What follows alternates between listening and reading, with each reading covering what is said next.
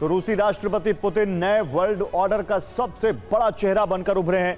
उन्हें अमेरिका विरोधी खेमे का नेता माना जाता है। इस वक्त दुनिया में अमेरिका विरोधी धड़ा अपनी ताकत बढ़ाने में जुटा है। इस धड़े की धुरी रूस के राष्ट्रपति व्लादिमीर पुतिन है।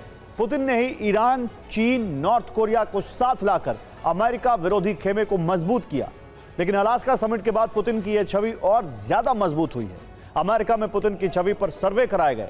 पुतिन के बारे में जनता क्या कह रही है, अब इस रिपोर्ट में देखिए।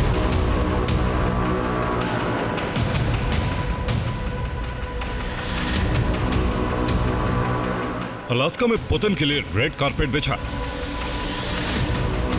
ट्रंप ने तालियां बजाकर स्वागत किया।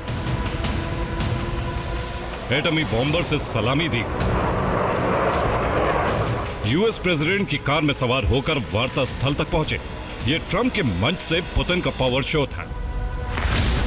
इसी पावर शो पर अमेरिका में सर्वे कराए गए तो नतीजे क्या आए, देखिए। अमेरिका में द इकोनॉमिस्ट और YouGov ने सर्वे कराया। इस सर्वे में लोगों से पूछा गया कि पुतिन कैसे नेता है, बहुत मजबूत, कुछ हद तक मजबूत या कमजोर। 32% लोगों ने कहा कि पुतिन बहुत मजबूत नेता है। 41% लोगों ने कहा कि पुतिन कुछ हद तक मजबूत नेता है। केवल 27% लोगों ने ही पुतिन को कमजोर नेता के तौर पर देखा। यह सर्वे 15 से 18 अगस्त के बीच कराया गया। इसमें 1568 युवाओं से यह सवाल पूछा गया था। 15 अगस्त की सुबह ही पुतिन का विमान अलास्का के एल्मेंडार्फ रिचर्डसन एयरबेस पर उतरा था। आत्मविश्वास से भरी पुतिन की चाल को दुनिया ने देखा। उन्होंने हाथ मिलाते ही ट्रंप पर हावी होने की कोशिश की।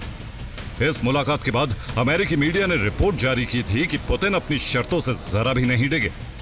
बंद कमरे में पुतिन ने ट्रंप के सामने अपनी शर्तें रखी और उन्हें सभी शर्तें मानने पर मजबूर भी कर दिया। इसीलिए दुनिया में उनकी छवि लॉर्ड पुतिन की बनी और अमेरिकी युवा भी ये बात मान रहे हैं।